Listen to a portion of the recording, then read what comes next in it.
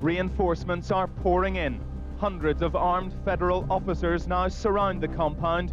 Armored personnel carriers here to protect them against the machine guns used by the religious sect. Children are being freed from the compound. The ground is being cleared for confrontation. We knew you were coming and everything. You see, we knew before you even knew. Well, there's the spirit of prophecy. The testimony of Jesus Christ is a light that shines in a dark place. Most law enforcement agencies have a sort of a two-pronged capability, for lack of a better term.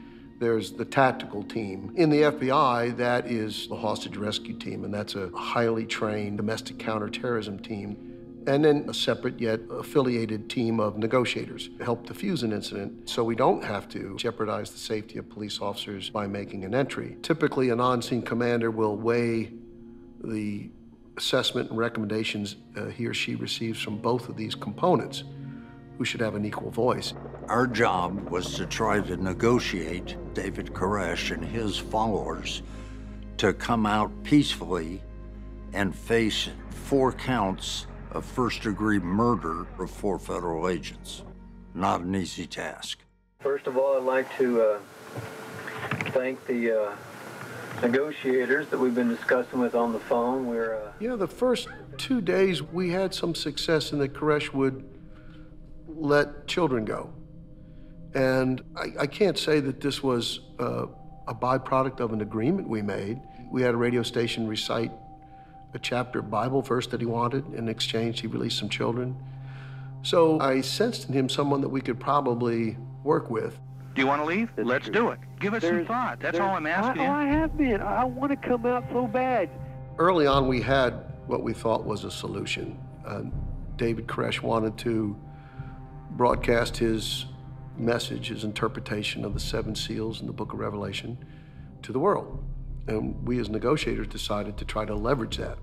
And we said, if we allow you to record a message for broadcast, will you and all your followers come out and surrender? He said yes, he would. Good evening. It's touch and go again tonight. Will the leader of that Texas cult surrender peacefully, or will there be still more shooting? 33-year-old David Koresh, the former rock and roller who now claims that he's Jesus, has promised to give up in a standoff that began Sunday. We're working with Steve Schneider and David Koresh to orchestrate their exit plan. We had school buses, we had ambulance service, we had helicopters standing by if we needed a medevac. We had that all worked out. David gets on the phone. We said, David, it's getting dark. We need to get this exit plan initiated. And he said, yeah, about that. I'm not coming out. Let's send them out of that house right now. No, look, What is the purpose for that? Hey, none of your business. Give me a cogent reason I for have the those right kinds to of remain things. silent. Anything I say can and will be held against me in a court of law. He lied to us. That was the first of many that he did throughout the course of the ensuing siege. What began to unfold after the incident where Koresh did not live up to his promise was a mounting frustration on the part of the tactical teams. The tactical guys, the FBI's hostage rescue team, are very highly trained, elite individuals, and they're not used to sitting on a perimeter and doing nothing. So they became frustrated, and the mindset for many in that profession, tactical profession, is to make things happen, to take action. For weeks, Koresh and his followers have been subjected to the steady roar of helicopters and tanks. There are floodlights, spotlights, weird sound effects, and loud music over a PA system at night. Do we think what we're doing is possibly giving David a headache? And I would only say that I would hope so. As we always say, it's important to speak with one voice. So you're talking to the negotiator who's trying to be patient, thoughtful, but you look out the window and you see a different picture. It sends a mixed signal. And I think the biggest flaw at Waco was that the on-scene management didn't quite understand that those two were contradictory efforts. What do you men really want? My perception is that what they want is they want you and everybody to come out.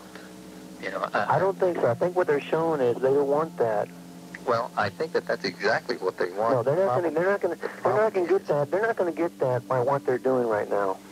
They're going to get exactly the opposite. We just had a successful negotiation. People just came out. Things are working well. And instead of going with that harmony that we're creating, you guys are destroying our property right in front of us. You're challenging us. It always seemed like they were challenging us to do something, to take action against them. There'd be people talking and saying things and come out, we'll take care of you. There are people in jail, they're being well taken care of, you don't have to be afraid. We felt that our safety was to stay where we were. They're trying to win you over, convince you that they got your best interest at heart and all of this. It doesn't come over too well when you see through some of the games they play, you know. And so from my point of view, I learned pretty much not to trust law enforcement. As negotiators, we understand the paradox of power, that the harder you push, the more likely you are to get resistance. And I tried to convince the on-scene commander that get a dog to do what you want, you reward it. You don't kick it. Another encouraging sign is last night's release of cult members Brad Branch and Kevin Whitecliff. But there are still over 100 Koresh followers in the besieged compound. One day, near the end of the first half of the incident, we had 7 adults come out in one day. We had established a theory, we called it trickle, flow, gush. We didn't think we were going to get a grand surrender plan, but we thought we could slowly erode the allegiance of some followers, and they would begin to come out in 1s and 2s and 3s, and eventually Koresh would see his flock abandoning him, and maybe he would decide then to lead them out rather than say goodbye to them all. We have done everything we can to be able to communicate in a nice, passionate way. You know, we've been kind. We've not been your everyday kind of cult. We've not been your everyday kind of terrorist. We never gave up negotiations. Our efforts continued 7 days a week. Everybody that was there was committed to giving it our all, and we did.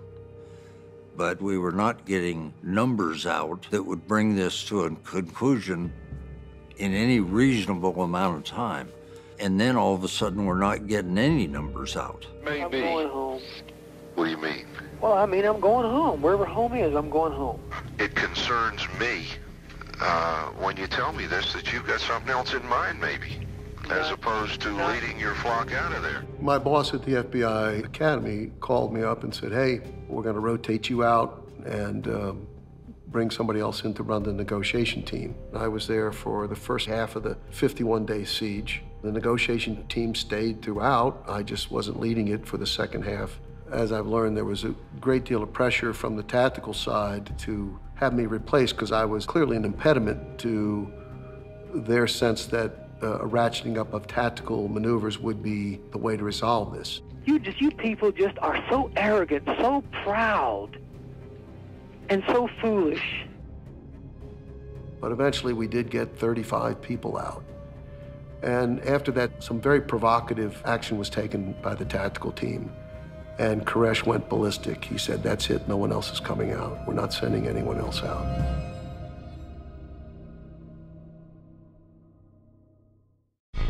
I don't think the negotiations failed. I think what happened on April the 19th happened because there were those in the FBI that felt like they were being made fools of and that they had to make something happen.